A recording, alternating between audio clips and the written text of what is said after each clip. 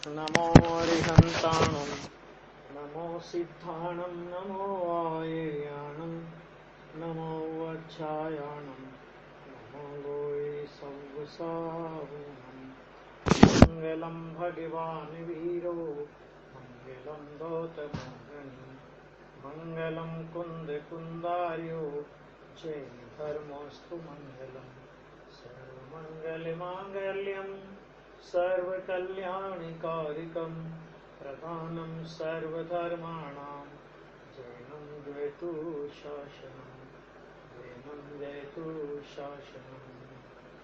नमः समयसाराय स्वानुभूत्या चकाशिते चित्स्वभावाय भावाय सर्वभावान्तरच्छिदे वन्दे तु सौवसिद्धे धूमचलमणो वयं गतिं पत्ते रोचामि समय पाहुड़ शुभ केवली। महान ग्रंथ समय सार जी परमागम के आधार पर और उसके भी बहुत ही महत्वपूर्ण ऐसे पुण्य पाप अधिकार पर हम लोग स्वाध्याय कर रहे हैं। अभी तक हमने 150 नंबर की गाथा तक हमारी स्वाध्याय हुई है, जिसमें ये बात कही गई थी कि रागी कर्म को बांधता है और वैराग्यवंत मुक्ति को प्राप्त करता है। इसलिए जिनेंद्र प्रभु का यह उपदेश है कि तुम कर्म में रक्त मत हो।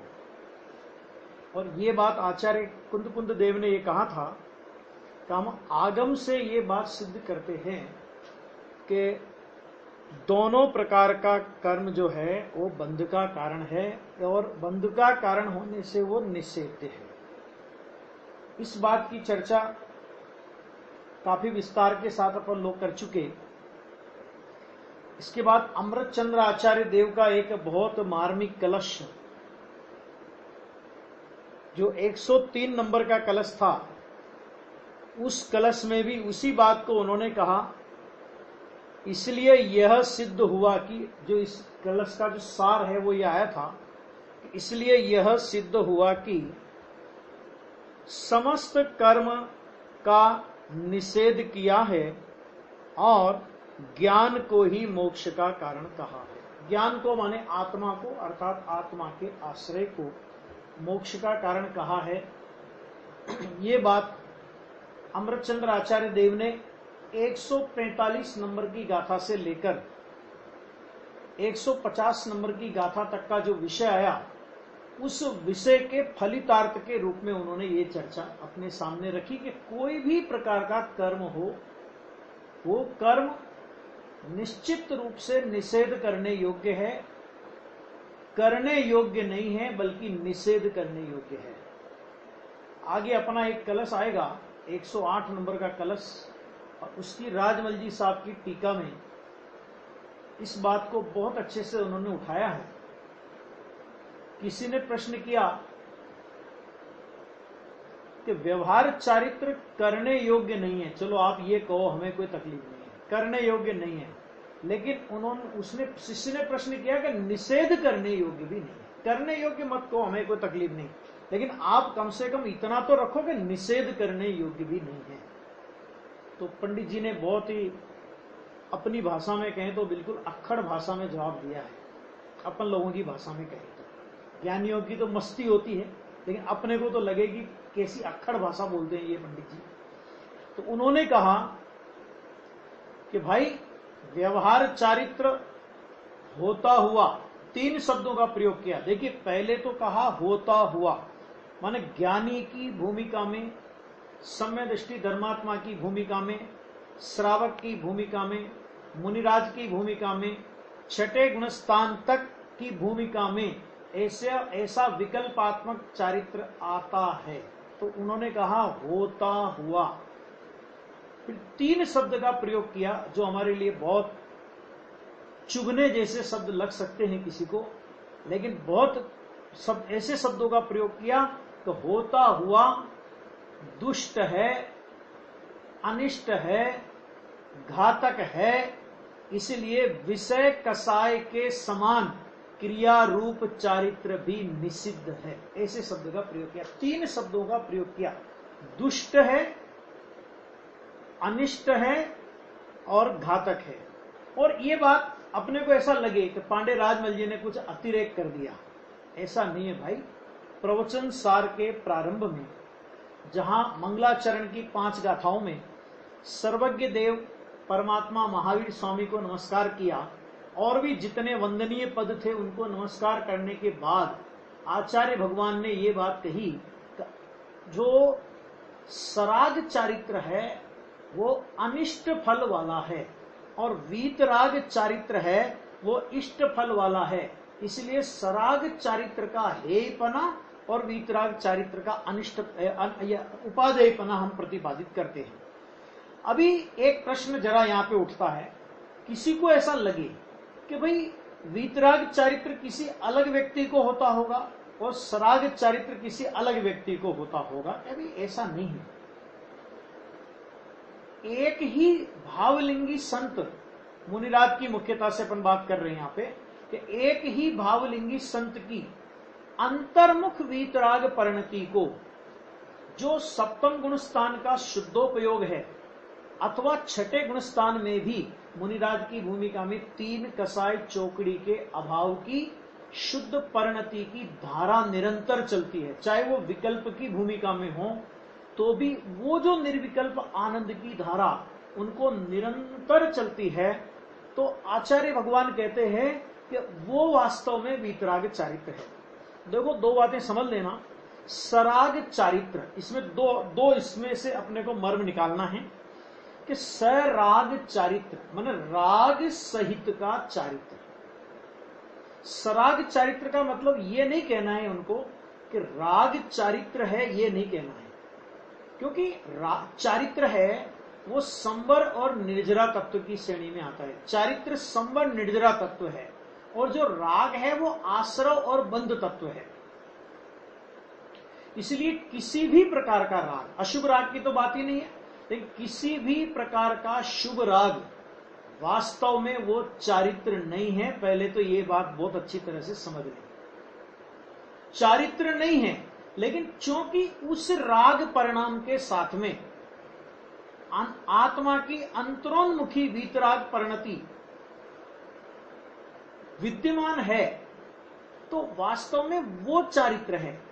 और वो वीतराग भाव रूप अंतरंग में चारित्र विद्यमान होने से उस ज्ञानी की भूमिका में जो शुभ भाव रूप विकल्पात्मक परिणाम आते हैं तो उस अंतरंग के चारित्र का उपचार उस शुभ भाव रूप विकल्प पर करके शुभ भाव रूप विकल्प को चारित्र कहना, इसका नाम व्यवहार चारित्र है। ध्यान से समझने की है बात। शुद्ध भाव रूप शुद्धि का उपचार शुभ भाव रूप विकल्प पर करके उस विकल्प को चारित्र कहना, इसका नाम व्यवहार चारित्र है। व्यवहार चारित्र का मतलब जो वास्तव में चारित्र नहीं है लेकिन किसी के आरोप से जिसे चारित्र कहा गया। अगर मैं इसी बात को आदरणीय बाबूजी की भाषा में, बाबू युगल किशोर जी की भाषा में यदि मैं इसी बात को कहूं तो ये कहेंगे कि अचारित्र भाव में चारित्र का उपचार, उसका नाम व्यवहार चारित्र। अचारित्र माने राग कोई चारित्र नहीं है, राग है वो अचारित्र है। जरा सूक्ष्म पड़ेगा आज का विषय, लेकिन समझना ये राग कोई चारित्र नहीं है। चारित्र वीतराग भाव का नाम है। स्वरूपे चरणम चारित्रम, और राग में जब जब भी ज्ञानी आता है तो स्वरूप की स्थिरता का व्यय करके, स्वरूप की स्थिरता उस समय नहीं होती है, बहिर्मुख उपयोग में वो राग के परिणाम में आता है। तो उन्होंने कहा कि अचारित्र भाव में, अब देखो अचारित्र क्यों कहा, क्योंकि राग है तो चारित्र नहीं है, और चूंकि ज्ञानी को मिथ्या दर्शन नहीं है तो मिथ्या दर्शन नहीं है तो उसके जो चारित्र गुण की राग रूप परिणति है, आखिर है तो चारित्र गुण की पर्याय, तो मिथ्या दर्शन नहीं होने की वजह से ज्ञानी के उस भाव को मिथ्या चारित्र नहीं कह सकते, और वीतराग परिणाम नहीं होने की वजह से उस राग को चारित्र भी नहीं कह सकते। तो अभी उसका नाम क्या दें कि ना तो वो मिथ्या चारित्र है और ना तो वो चारित्र है, तो उसका नाम दिया अचारित्र। अब अचारित्र में किया चारित्र का उपचार। क्यों चारित्र का उपचार किया? कि उस राग के साथ शुभ भाव रूप उस मंद कषाय के परिणाम के साथ मोक्ष मार्ग में अशुभ भाव को कोई स्थान नहीं है, तो शुभ भाव रूप उस मंद कषाय के परिणाम के साथ, क्योंकि अंतरंग में 3 कषाय चौकड़ी की शुद्धि, श्रावक है तो 2 कषाय चौकड़ी की शुद्धि, सम्य दृष्टि है तो 1 चौकड़ी के अभाव रूप शुद्धि उनको विद्यमान रहती है। तो उनको वो जो शुद्धि विद्यमान है, तो उस शुद्धि का उपचार करके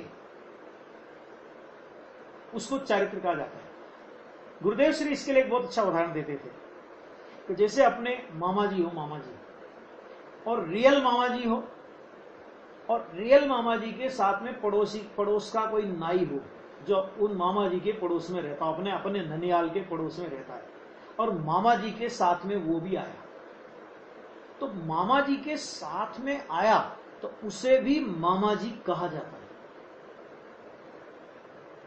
ये उसका सम्मान है, तो उसको मामा जी कहा जाता है, ये उसका सम्मान है। क्यों सम्मान है? क्योंकि असली मामा जी के साथ में आया है। मामा जी को जो खाने पीने को दिया जाएगा वही उसको खाने पीने को दिया जाएगा, सारी व्यवस्था माने अच्छी A क्लास की उसको मिलेगी। लेकिन क्यों मिलेगी? क्योंकि वो मामा जी के साथ है, इसलिए मामा जी कहा गया। अभी समझ लो जिस लड़के या लड़की का मामा जी उसे कहा गया, अभी उस लड़के लड़की की शादी है, तो भात लाने के लिए जो मोसाला बोलते हैं ना अपनी भाषा में, तो ननियाल की ओर से आता है, तो वो लाने के लिए किसको निमंत्रण दिया जाएगा? वो असली मामा जी को या कहे जाने वाले मामा जी? बस इतने में सब समझ लेना। कहने का मतलब क्या है कि राग कभी चारित्र नहीं हो सकता, चारित्र में उपचार करके राग को चारित्र कहने का नाम वीतराग चारित्र है। और इसलिए मुनिराज उत्कृष्ट मोक्ष मार्ग के उत्कृष्ट पात्र मुनिराज हैं, तो मुनिराज अपने वीतराग परिणति को बढ़ाते हुए राग रूप परिणति का अभाव करते हुए मोक्ष मार्ग की आराधना करते हैं। ये एक वास्तविकता है। लेकिन 151 नंबर के कलश में जो अपना 150 नंबर के कलश के बाद चला, उसमें शिष्य ने एक बहुत अच्छी शंका उठाई है। वो ये कहता है कि जबकि समस्त कर्मों का निषेध कर दिया गया है, कि साहब आपने तो सभी प्रकार के कर्मों का निषेध कर दिया, कोई कर्म करने योग्य नहीं। चलो पाप का निषेध तो समझ में आता था, तुमने तो पुण्य का भी निषेध कर दिया। अशुभ भाव का निषेध तो समझ में आता था, तुमने तो शुभ भाव का भी निषेध कर दिया। और यहां तक कह दिया कि अगर दोनों में तुम अंतर मानते हो तो घोर अपार संसार में परिभ्रमण करोगे, मोह से आच्छन्न होते हुए घोर अपार संसार में परिभ्रमण करोगे। क्या करें हम? इस शिष्य ने प्रश्न किया कि जो सभी प्रकार के कर्म का निषेध कर दिया गया, तब फिर मुनियों को किसकी शरण रही सो अब कहते हैं। तो ये बताओ कि फिर मुनियों को किसकी शरण रही, जब आपने तो सारा निषेध कर दिया, तो मुनिराज किसकी शरण में रहते? मैंने अज्ञानी क्या मानता है? अज्ञानी ये मानता है कि मुनिराज को 28 मूल गुण की शरण है। और ज्ञानी क्या कहते हैं? ज्ञानी कहते हैं कि अरे भाई, तुम किसी भी प्रकार के राग से हमारा परिचय कराते हो, राग से हमारा परिचय देते हो। मुनिराज किसे कहते हैं, श्रावक किसे कहते हैं, माने किसी भी राग परिणति से अगर तुम हमारा परिचय कराते हो तो तुम सच में हमारी अवमानना करते हो। हमारे साथ में राग है, जैसे होता है ना, एक उदाहरण दूं तो ये बात समझ में आएगी कि अरे भाई, जिस राग के साथ में हम एकत्व तोड़ चुके, जिस राग के साथ में हम अपना एकत्व का अभिप्राय, अपना स्वामित्व का अभिप्राय मिटा चुके, तो उस राग से हमारा परिचय करा रहे। जैसे अपन लोग दीपावली के टाइम पर घर की साफ सफाई करते हैं, और घर की साफ सफाई करने के बाद क्या बाहर निकालने की कोशिश करते, जितना अपने घर के अंदर कूड़ा कचरा है, और साल भर में सफाई की तो समझ लो बहुत ज्यादा कूड़ा कचरा हो गया, बड़ा घर था, तो कम से कम 2 ड्रम उस कूड़े कचरे के भर गए। और हमने घर के बाहर, क्योंकि हम सभ्य नागरिक हैं इस देश के, तो हम बाजार में या रोड पे तो उस कचरे को फेंक नहीं देंगे। म्यूनिसिपैलिटी की जब गाड़ी आएगी, जब वो गाड़ी लेकर के उसको जाएगी, तब हम उसको संभलाएंगे, तब तक वो कचरा हमारे घर में पड़ा है। हो सकता है 2 दिन, 4 दिन, 6 दिन, 8 दिन भी वो कचरा हमारे घर में ड्रम में भरा हुआ पड़ा रहे। अभी कोई अपने से पूछे कि भाई साहब आपके पास आपकी संपत्ति कितनी है, तो मेरा प्रश्न ये कि हम रुपए पैसे को अपनी संपत्ति में गिनाएंगे, बैंक बैलेंस को अपनी संपत्ति में गिनाएंगे, अपने घर में जितने कपड़े हैं, सोना चांदी है, बर्तन है, XYZ और सब चीजें हैं, उन सब चीजों को संपत्ति में अपन ने गिनाया। और इनकम टैक्स वाले थे, समझ लो, तो छुपा भी नहीं सकते थे, तो इनकम टैक्स वालों ने कहा कि भाई साहब ये जो 2 ड्रम भरे हैं आपने इनका डिटेल नहीं दिया। तो हम क्या बोलेंगे कि साहब आप जरा खोल के देख लो, आपको खुद डिटेल पता लग जाएगा इनका, इनमें क्या है। यानी कहने का मतलब क्या है कि हम अपनी सारी संपत्ति को तो संपत्ति के रूप में मानते हैं, भले ही वो कचरे से भरे हुए ड्रम हमारे घर में पड़े हों, लेकिन हम उन्हें अपनी संपत्ति के रूप में गणना नहीं करते हैं। ज्ञानी कहते हैं हमने अपनी शुद्धात्मा की उपयोग भूमि की सफाई करके, अपने शुद्धात्मा में अपने उपयोग को लगा करके जितना राग का कचरा था, जितना कसाय का कचरा था, जितना विभाव का कचरा था, उन सारे के सारे कचरे को हमने अपने स्वरूप से, अपने स्वरूप की मर्यादा से बाहर कर दिया। अरे यहां तक बाहर कर दिया कि पहले हम राग रूप अपने को मानते थे, और अब हम राग को अपनी पर्याय मानने के लिए तैयार नहीं। ध्यान से सुनना जरा, कि राग होता है एक समय की पर्याय में, और एक समय की पर्याय में होने पर भी ज्ञानी कहता है कि राग मेरी पर्याय नहीं है। पर्याय में होता है और ज्ञानी कहता है कि मेरी पर्याय नहीं है। क्यों नहीं है मेरी पर्याय? क्योंकि जो मेरे आश्रय से उत्पन्न हो वो मेरी पर्याय, और जो मेरे आश्रय से उत्पन्न नहीं हो मेरी पर्याय नहीं। तो इस तरह जब राग के साथ, जिस तरह उस कचरे के साथ हमारा किसी भी प्रकार का संपर्क नहीं है, माना हमारा क्रंच मात्र भी उसमें उपादेय पने की बुद्धि नहीं है। अगर म्युनिसिपैलिटी की गाड़ी आने के पहले यदि कोई आदमी आवे और वो कहे कि भाई साहब हमें अपनी रोड़ी के लिए कचरा चाहिए, आपके पास ये 2 ड्रम भरे, आपकी अनुमति हो तो, अरे इसमें अनुमति की क्या बात है, बहुत बहुत धन्यवाद जो आप हमारा कचरा लेके जा रहे हो। तो इसी तरह ज्ञानी की नजर में राग की कीमत, कैसा भी उत्कृष्ट से उत्कृष्ट राग हो, उस राग की कीमत ज्ञानी की नजर में कचरे से ज्यादा नहीं है। और जब वो उससे अपना सर्वथा संबंध तोड़ चुका, तो उस राग से ज्ञानी का परिचय देना, राग से ज्ञानी की पहचान कराना, राग से ज्ञानी को गौरवान्वित करना, ये सच में ज्ञानी का तिरस्कार नहीं तो और क्या है। कि वो कहते जब मैं इनसे संबंध तोड़ चुका, जिस राग से मैं संबंध तोड़ चुका, उस राग के साथ तुम मेरा संबंध जोड़ करके एक तरह से मुझे अपमानित कर रहे हो और कुछ नहीं कर रहे हो। तो जब इस तरह की बात है तो शिष्य ने यह प्रश्न किया कि भाई साहब जब आपने सभी कर्मों का निषेध कर दिया, तो सभी कर्मों का निषेध करने पर मुनियों को किसकी शरण है, माने मुनियों को किसकी शरण रही, सो अब कहते हैं, है ना। क्योंकि हमने तो क्या माना था, हमने तो ये माना कि जैसे हम अपने आप को राग के बिना अधूरा मानते हैं, राग नहीं करें, कषाय नहीं करें, द्वेष नहीं करें, यानी ये विकार नहीं करें, तो हम जैसे अपने आप को अधूरा मानते हैं, हम अपने ही गज से ज्ञानी को मापते हैं। हमारी समस्या क्या है, हम अपने को जिस नजर से देखते हैं, हम ज्ञानियों को भी उसी नजर से देखते हैं। और उससे क्या होता है कि जैसे हमें लगता है कि राग किए बिना हमारा नहीं चलता या नहीं चल सकता, तो राग नहीं करें तो करें क्या, हमको ये लगता है कि करें क्या। तो इसी तरह हमें लगता है कि जब सभी कर्मों का निषेध कर दिया तो फिर मुनिराज को किसकी शरण रही।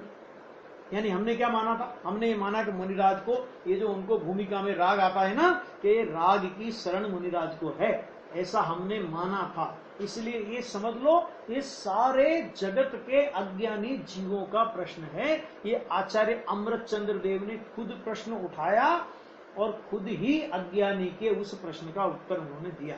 क्योंकि आचार्य भगवान ये बहुत अच्छी तरह जानते हैं कि जब हम ये बात कहेंगे तो जगत के अज्ञानी जीव किस प्रकार के प्रश्न खड़े करेंगे, अथवा उनके चित्त में किस तरह का आंदोलन चलेगा, उनका चित्त किस तरह से आंदोलित होगा, तो वो उसका उत्तर यहां पर देते हैं। उसमें कहते हैं, देखिए बहुत अच्छी बात कह रहे हैं कि शुभ आचरण रूप कर्म और अशुभ आचरण रूप कर्म, दो प्रकार के कर्म की बात आई।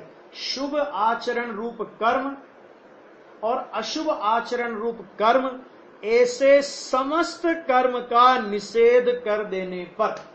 क्योंकि देखो, जब ये बात चलती है ना कि राग है, राग बुरा है, तो सारा जगत का अज्ञानी जन बोलता है कि देखो आचार्यों ने राग को आग कहा है, लेकिन शुभ राग को आग कहां कहा।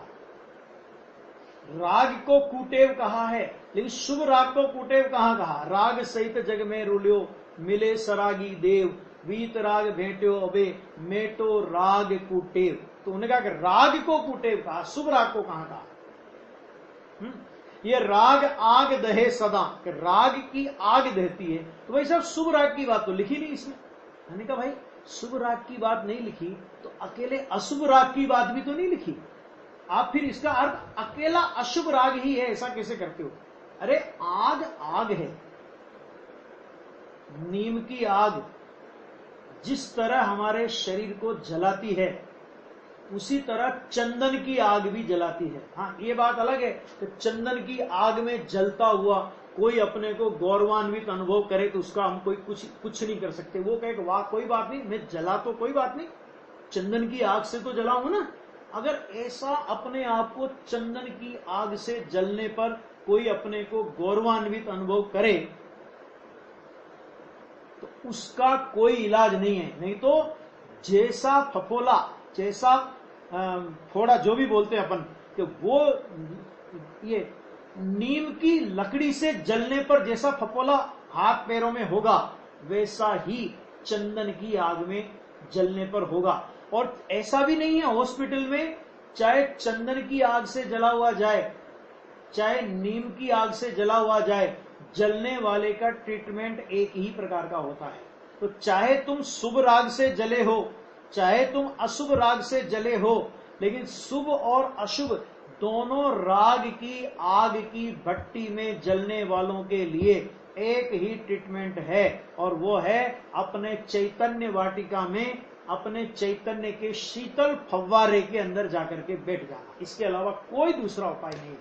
तो जो लोग ये कहते हैं कि देखो उसमें शुभ राग की बात नहीं की, उसमें अशुभ राग की बात नहीं की, उसमें फलाने राग की बात नहीं की, वहां तो राग की बात की है, वहां तो ऐसा कहा है, वहां तो ऐसा कहा है, उनके लिए अमृत चंद्र के ये शब्द, जिसमें उन्होंने पहले शुभ राग लिखा है, अशुभ राग को तो बाद में लिखा है। अभी इसको क्या बोले अपन, इसका मतलब ये नहीं कि अशुभ राग, अरे अशुभ राग को तो दुनिया निषेध योग्य मानती है, उसके लिए जिनवाणी तक आने की क्या जरूरत है। पड़ोस में बैठा हुआ कुमार कह देगा ये बात तो कि पाप नहीं करना चाहिए। किसी से पूछो, लेकिन किसी बड़े से बड़े पापी से भी पूछो, कसाई खाने वाले से भी पूछो, तो वो भी कहेगा भाई साहब पाप तो है, हम कर तो पाप ही रहे।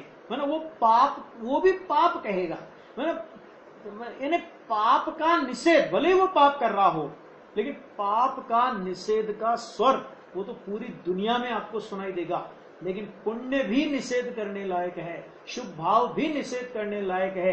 ये शब्द और ये वाक्य केवल और केवल आपको और हमको जिनवाणी के अंदर ही सुनने को मिलेगा, दूसरी किसी जगह ये अपने को सुनने को मिलने वाला नहीं है। तो देखो बहुत गजब की बात कही कि शुभ और अशुभ आचरण रूप ऐसे समस्त कर्म का, देखो पहले दो शब्द लिए, शुभ आचरण रूप, अशुभ आचरण रूप, और फिर भी किसी को समझ में नहीं आवे तो तो फिर कहा कि समस्त कर्म,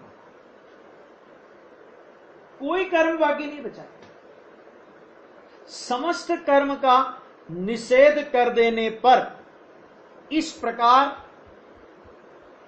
निष्कर्म अर्थात निवृत्ति अवस्था प्रवर्तमान होने पर, कैसा वैसा फिर न तो शुभ करना न अशुभ करना, तो फिर तो निवृत्ति अवस्था प्रवर्तमान हो जाएगी। और ऐसा होने पर क्या होगा कि मुनिराज कहीं अशरण नहीं है। आगे ये समय सार नाटक आप पढ़ोगे ना इसी कवित्व का, तो उसमें प्रश्नोत्तर के रूप में ये शैली ली है। जैसा फिर तो मुनियों को कौन शरण होगा, क्या तुम चिंता मत करो, निष्कर्म अवस्था को प्राप्त होंगे मुनिराज, उनको अशरण नहीं है। अरे उन्हें तो सच में सच्चा शरण मिल गया। राग में आते थे तो उस त्रिकाली शुद्ध शरणभूत शुद्धात्मा की उपयोग रूप से शरण छोड़नी पड़ती थी, या उपयोग रूप से उसकी शरण छूटती थी, भले परिणति रूप से रहती थी। शुद्धोपयोग रूप से च्युत होते थे, तब जाकर के शुभ विकल्प में आते थे भैया। इसलिए वो यहां पे कह रहे हैं कि वे अशरण नहीं है, तुम घबराओ मत कि मुनिराज अशरण हो जाएंगे, क्योंकि जब निष्कर्म अवस्था प्रवर्तमान होती है, निष्कर्म अवस्था माने ज्ञाता दृष्टा अवस्था, शुद्धात्म स्वभाव में तल्लीनता की अवस्था, अपना उपयोग अपने उपयोगवान को ही स्पर्श करता रहे, ऐसी जब निर्विकल्प अवस्था प्रकट होती है तो आचार्य भगवान कहते हैं कि तब क्या करता है कि ज्ञान में ही आचरण करता हुआ, अर्थात रमण करता हुआ। ज्ञान माने होता है आत्मा, पहले भी ये चर्चा आ चुकी है कि ज्ञान माने समय सार में ज्ञान शब्द का प्रयोग बहुतायत से आत्मा के साथ में किया है, आत्मा के लिए किया है। तो ज्ञान में आचरण करता हुआ अर्थात आत्मा में आचरण करता हुआ, रमण करता हुआ, परिणमन करता हुआ, एक ही अर्थ है ज्ञान का आचरण। कोई कहेगा साहब शुभ भाव भी नहीं करेंगे, ये सारे आचरणों का मटिया मेट करने में तुले हुए हैं। लोग आरोप लगाते हैं ना अपन लोगों पे, ये सारे आचरणों का मटिया मेट करने में तुले हुए हैं। अरे भैया, सच्चा आचरण ही उसे कहते हैं जो स्वरूप में रमणता। अगर आपको नियम सार की भाषा में कहूं,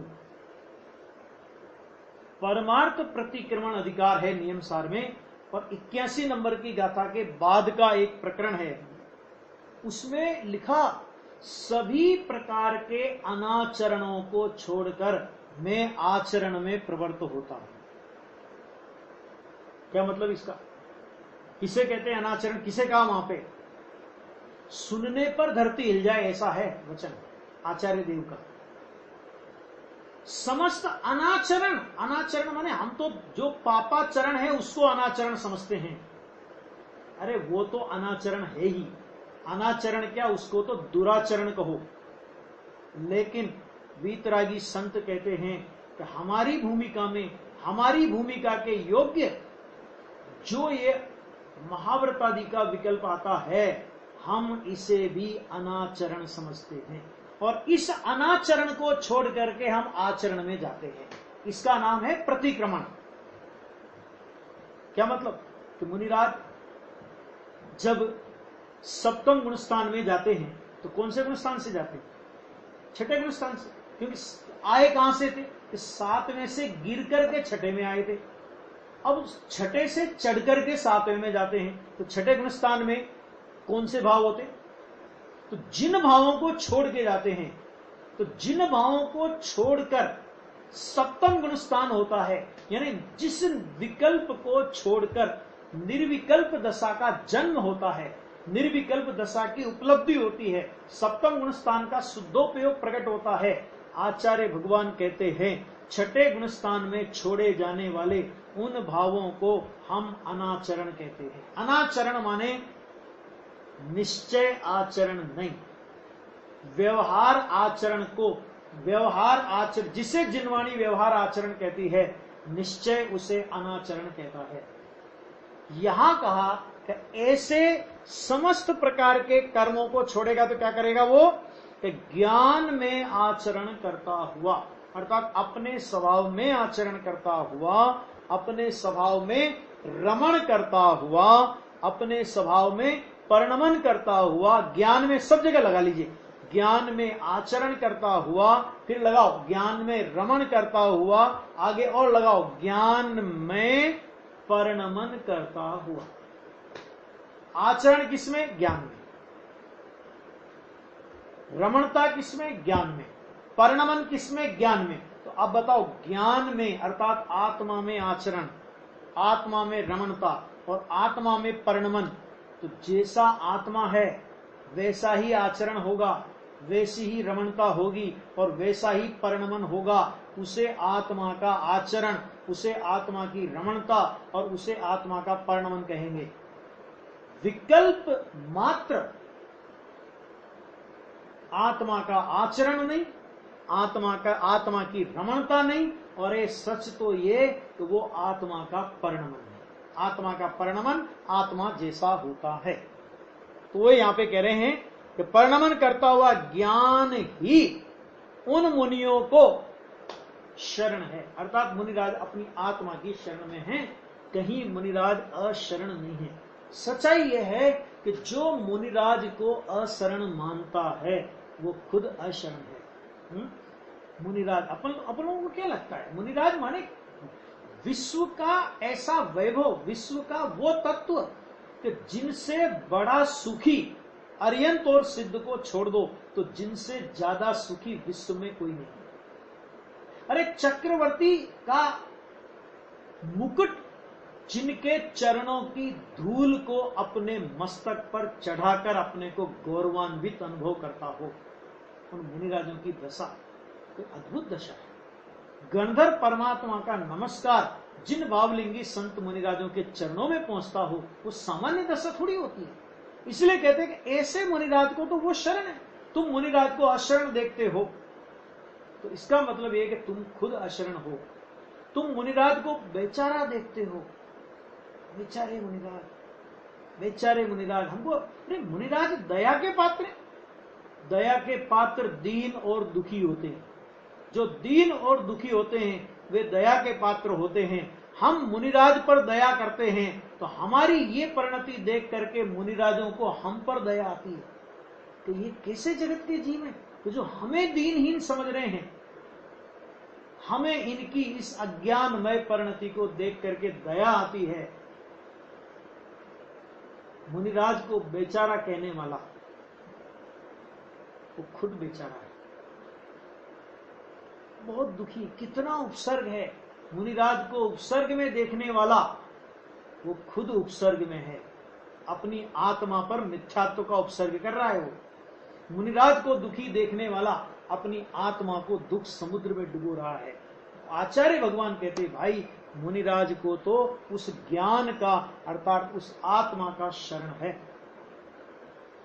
वे उस ज्ञान में लीन होते हुए, शब्द देखिए, वे उस ज्ञान में अर्थात आत्मा में लीन होते हुए क्या करते हैं? परम अमृत का। वाह, हमें क्या दिखता है? अरे आज मुनिराज को आहार नहीं मिला, आज मुनिराज को अंतराय हो गया, आज मुनिराज ने एक ही ग्रास लिया था और उनको अंतराय हो गया। अरे कैसे अपना दिन व्यतीत करेंगे? आचार्य कहते अरे अज्ञानी, तुझे पता नहीं मुनिराज कौन सा भोजन करते हैं। ये जो जड़ का भोजन, इसको तो मुनिराज स्पर्श ही नहीं करते, इससे तो दूर वर्तते हैं। अरे मुनिराज तो प्रति क्षण अपनी परिणति में आनंद का भोजन करते हैं, लेकिन परम अमृत का स्वयं अनुभव करते हैं। परम अमृत, ऐसा अमृत कि जिस अमृत के फल में वे उस अमर दशा को प्राप्त करेंगे कि जिस अमर दशा को प्राप्त करने के बाद फिर कोई लोक में मरने के लिए और जीने के लिए यानी जन्म मरण करने के लिए आता नहीं है।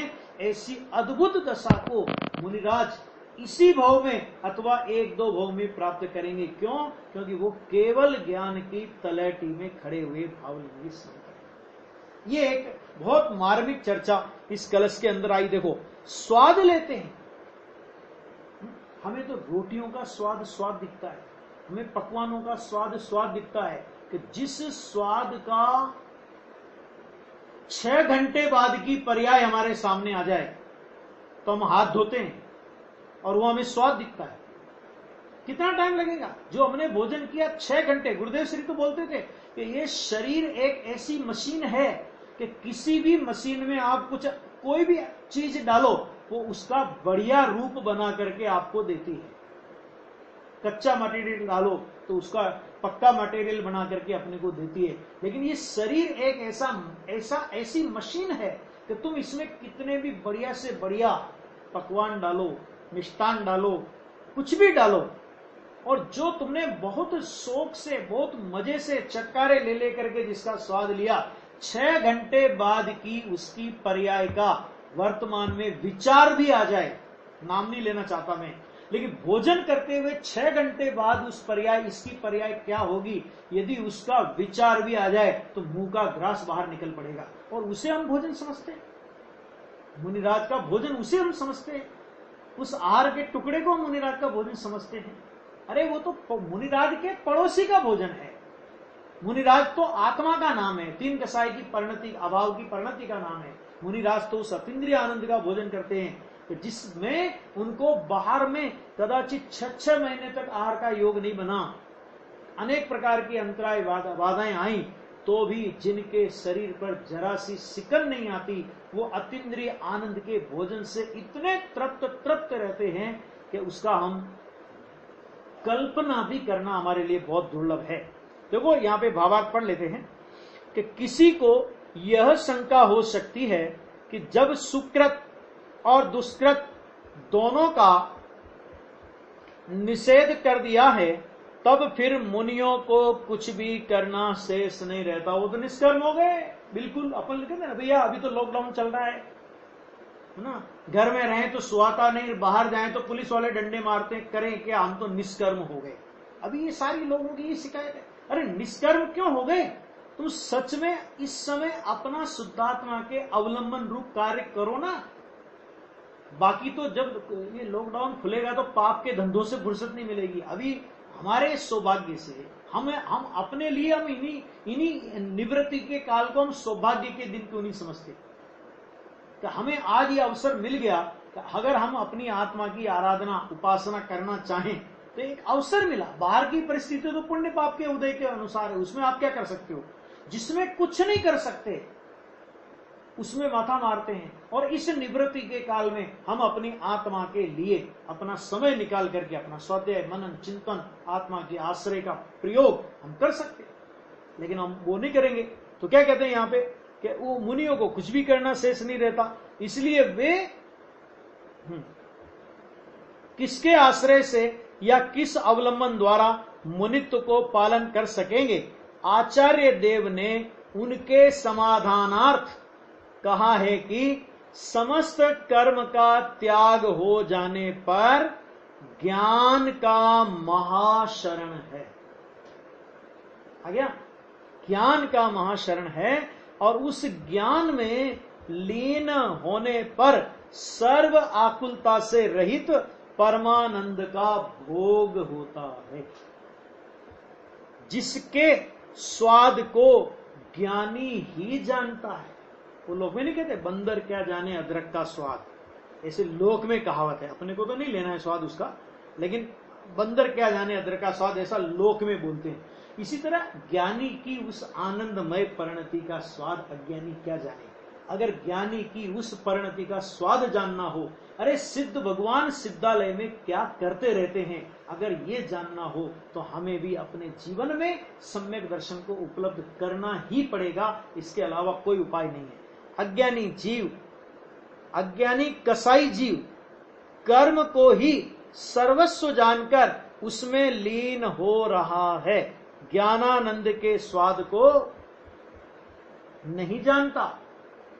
तो ये बात यहां पर कही। अब अगली गाथा जो अपनी आएगी तो उस गाथा में ये बात सिद्ध करेंगे आचार्य भगवान बहुत गजब से कि अब यह सिद्ध करते हैं कि ज्ञान मोक्ष का कारण है। ये बात करेंगे। गाथा का हम हरिगीत पढ़ लेते हैं, बाकी चर्चा हम कल करेंगे। एक एक शब्द कितने आए हैं मेरा आप सबसे कहना है, जो लोग भी सुन रहे हैं, कि जो ये आगे की जो स्वाध्याय चलेगी, तो इसके पहले आप इस मूल गाथा की टीका, गाथा का भावार्थ और पूज्य गुरुदेव श्री का मंगलमय प्रवचन समय सार सिद्धि भाग 6 में पढ़ें, या प्रवचन रत्नाकर में भी आप इसका प्रवचन पढ़ सकते हैं और सुन सकते हैं। वो सुन करके, पढ़ करके यदि आप बैठेंगे तो आपको और विशेष लाभ होगा। अभी हम हरि गीत पढ़ते हैं।